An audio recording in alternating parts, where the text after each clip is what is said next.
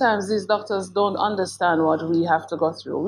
I have to eat to make sure that I am full and can concentrate and work until I get some time to eat lunch. Sometimes I don't even have the time to eat lunch. I have to make sure that I have a very good breakfast.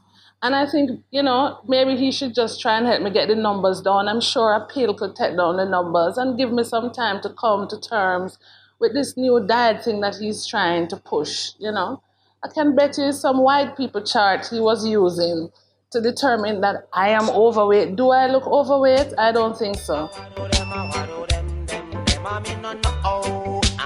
Are you a little on the fluffy side? Medically speaking, there are serious side effects from moving from the fluffy situation to the obese situation. And this week, Family Doctors in Action is going to take a look at this condition. It's a medical condition. It's not just a fun condition. It's not just a look. I'm Dr. Arna Brown Morgan. I'm your host. Obesity is a condition in which a person's body mass and your weight is at least 20% more than the ideal body weight and mass should be. It can have severe side effects on you. If you are obese, listen, because you can risk your life. The comorbidities that are associated with obesity, and this means the diseases which go along with obesity, are hypertension, diabetes, dyslipidemia, that's too much fat in the blood, high blood cholesterol. Know this, these conditions come with other devastating health complications like hypertension, like stroke. Every single health condition starts somewhere. And obesity often starts from childhood. If it's not starting from childhood and coming along, it may come during a stressful period in your life. If it's not coming at a stressful period in your life, for some women it's happening after childbearing. They just don't lose the weight they gained when they were pregnant. And it just develops. Or it comes as we get older. Do you know that as you get older, you need to eat less? So, that said, what does the average Jamaican think is the difference between being fluffy and obese? Listen.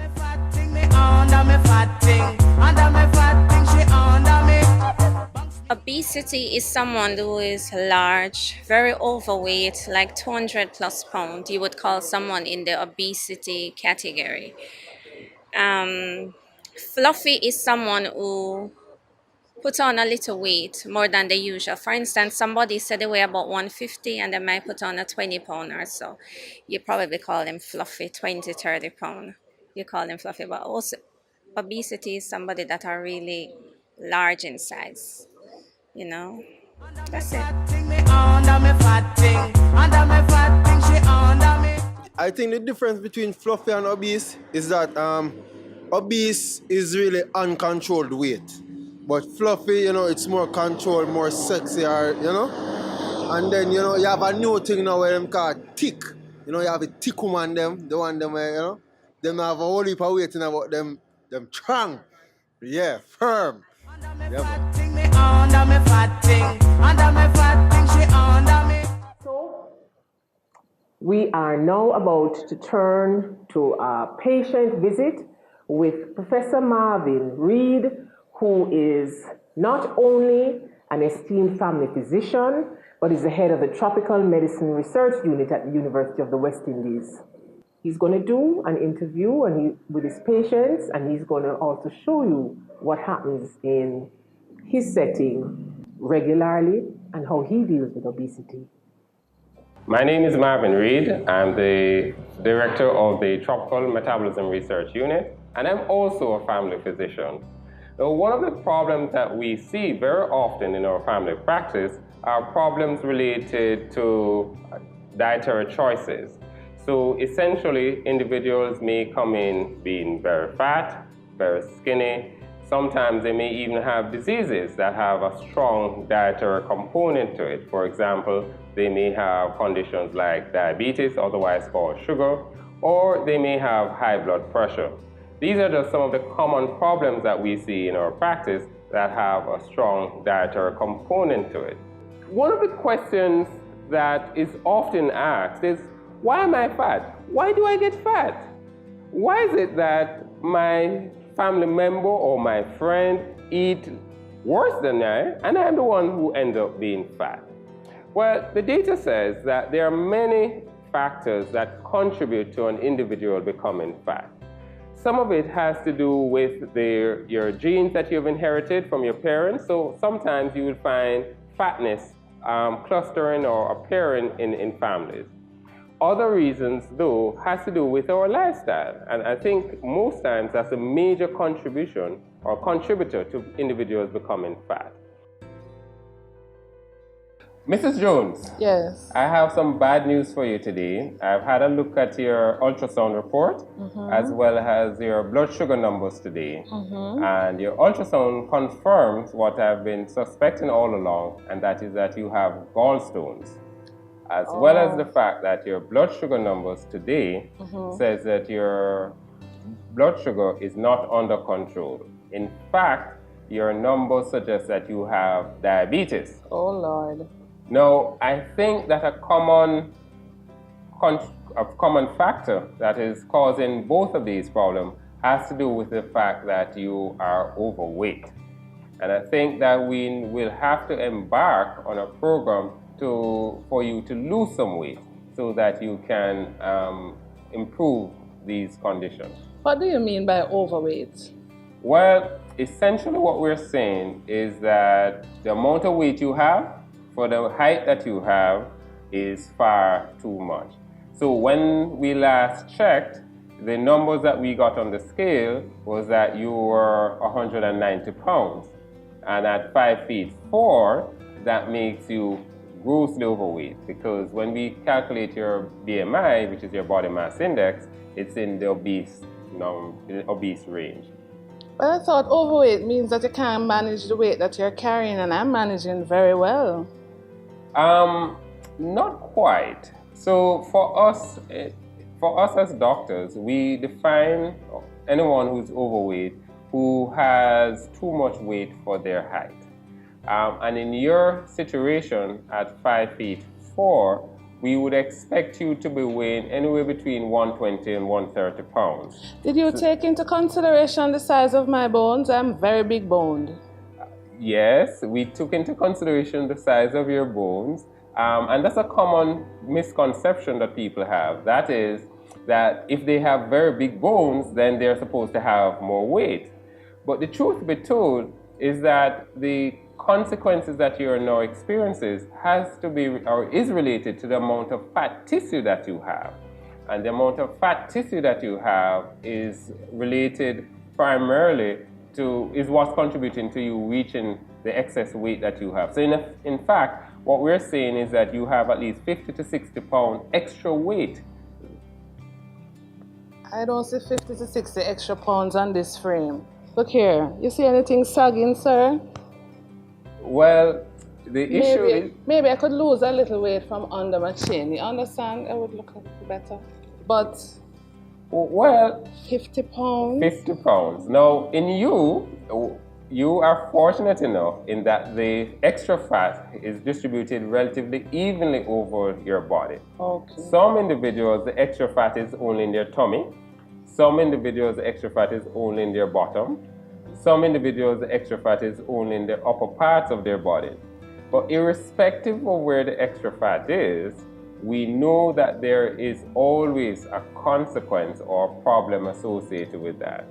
And believe me, Mrs. Jones, if it is that we were to even lose 20 pounds out of that extra 50, I'm almost sure that your blood sugar numbers will come down to within the normal range. I heard what you said, and could you give me a pill, sir? Unfortunately, there are no magic routes to losing weight. Individuals always ask, is there a pill? Individuals always ask, is there a diet sheet? Individuals always ask for some magical method to actually lose the weight. The issue is the weight that you have acquired now, the weight that you are now, is really a culmination of how it is that you have behaved over the last 30 or 40 years of your life. So in essence, if it is that you want to lose the weight and have the weight stay off, it means therefore that one has to engage, or one has to decide that one is going to change how we live our life. And by that we mean one has to have a full understanding of the things that we eat, as well as a full understanding as to the activities that we participate in. Because it is a balance between what we eat and the activities that we participate in that really determines whether or not what our weight levels are. So if it is that you have spent most of your time being active, then you tend to have relatively normal weight. But if we spend very little time in activities but continue to eat, then typically we gain about 2 to 5 pounds per year. I have been fat from I was a child, and my family is fat, so I don't expect to be slim. And as a matter of fact, I'm slimmer than most of everybody in my family.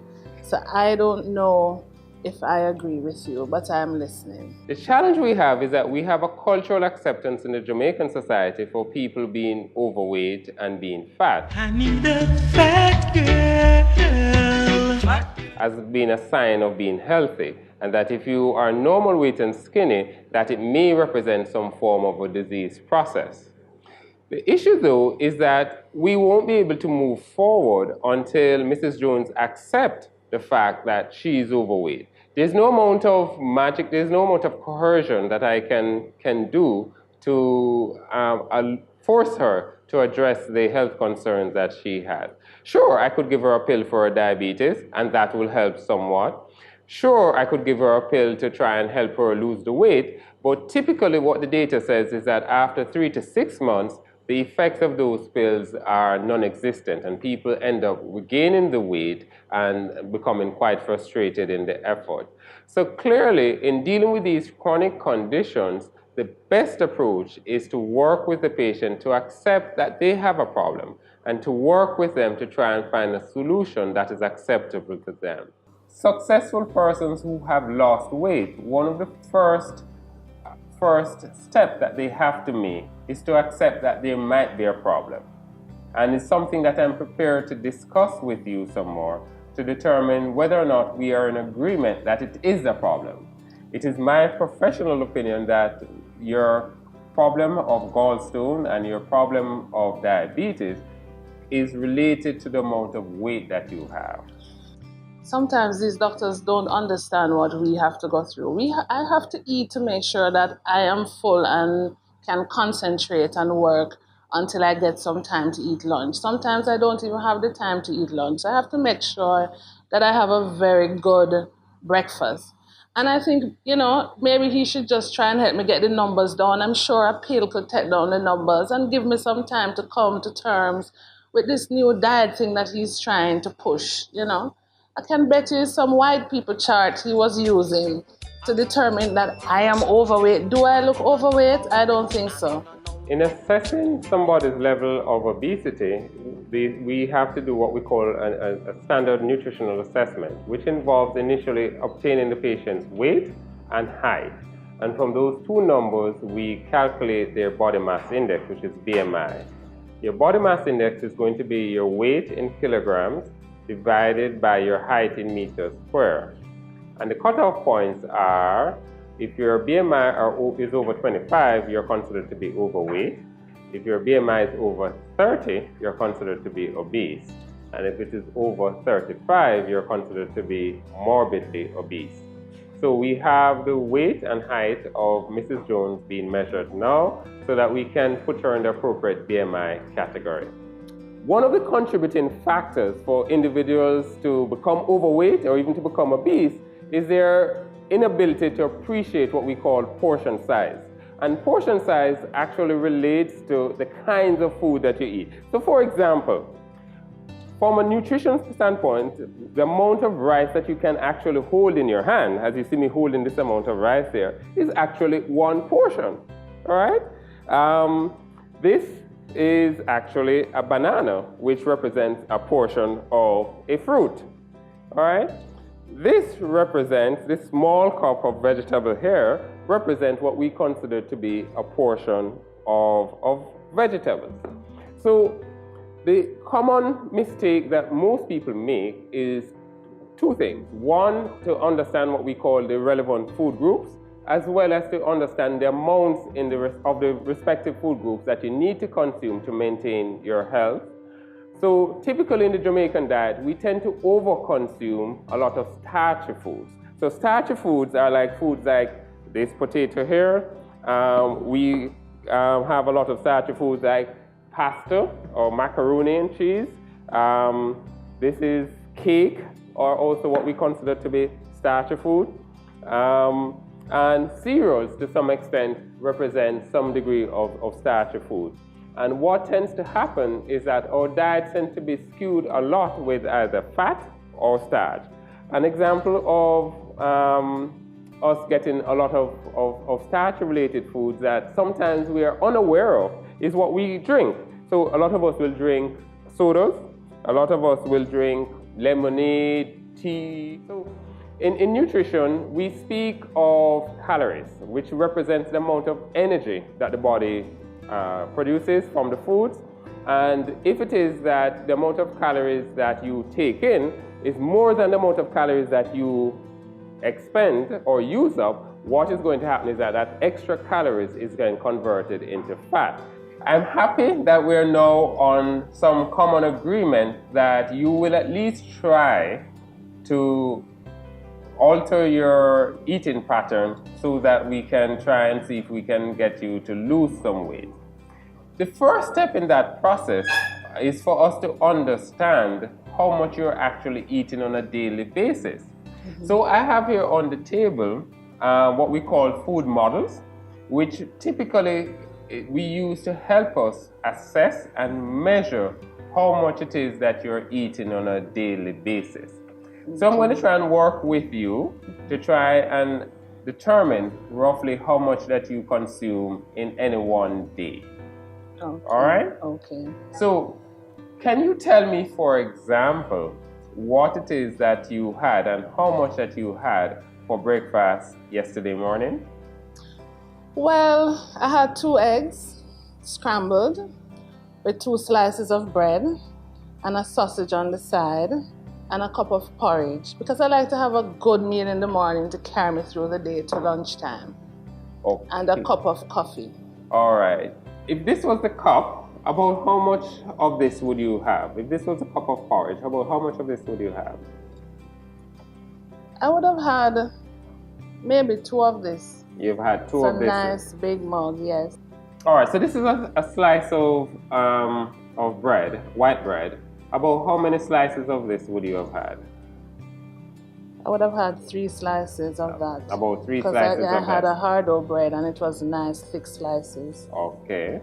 And this represents a sausage. About how many sausages did you have? I would have had 1 of those. 1 of those.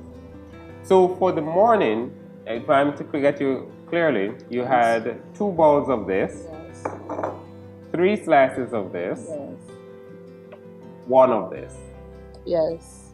And you said you had some tea as well? Yes, some coffee. About how full? To the brim. To the brim. Okay.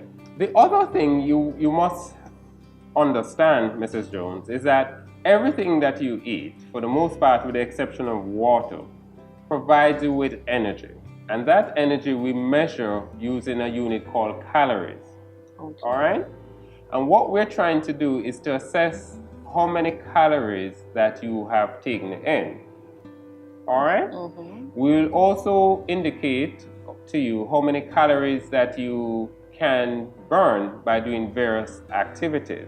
Okay. And what you're trying to do is to, over a week period, you want to ensure that the amount of calories that comes in on one hand is equal to or less than the amount of calories that you're going to burn.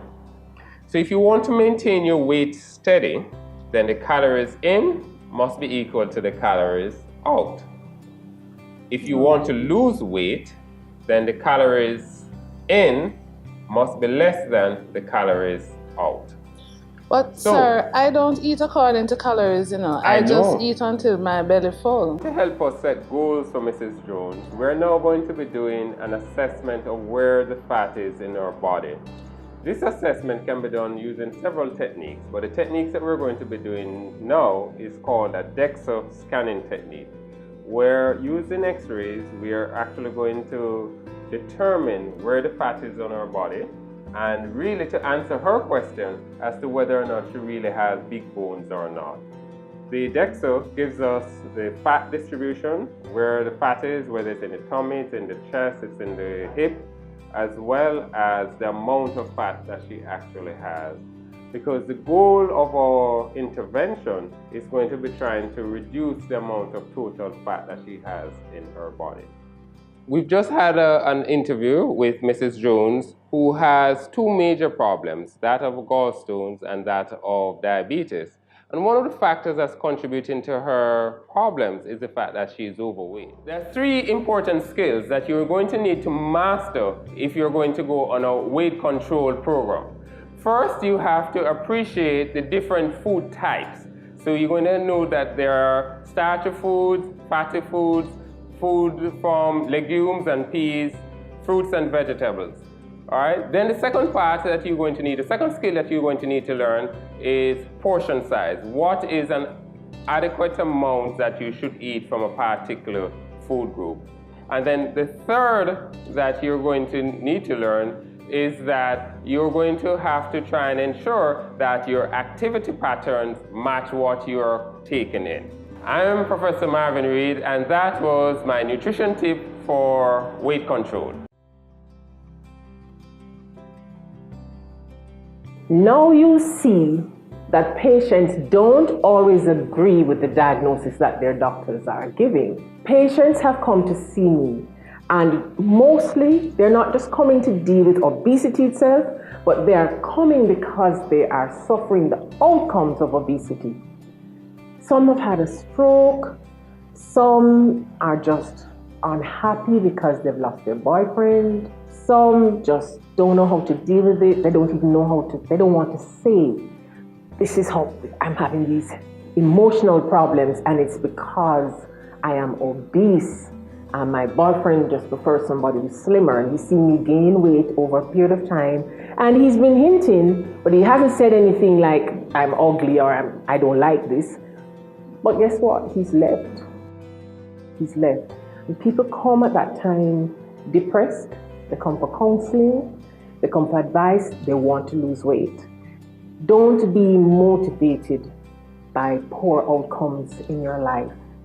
Don't wait for something bad to happen, like a stroke or like a heart attack because your blood vessels are clogged. Go see your family practitioner now. Today is the day.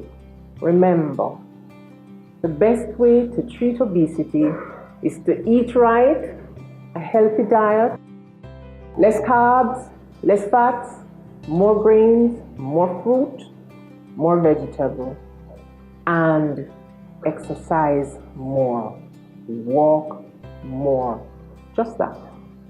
Work in your garden, tidy up more, just that. Go to your GP and hear how to begin a weight management program. You may also need the assistance of a dietitian. Let your GP introduce you to that person. I'm Dr. Arna Brown Morgan. I'm your host. Please join us next week at Family Doctors in Action.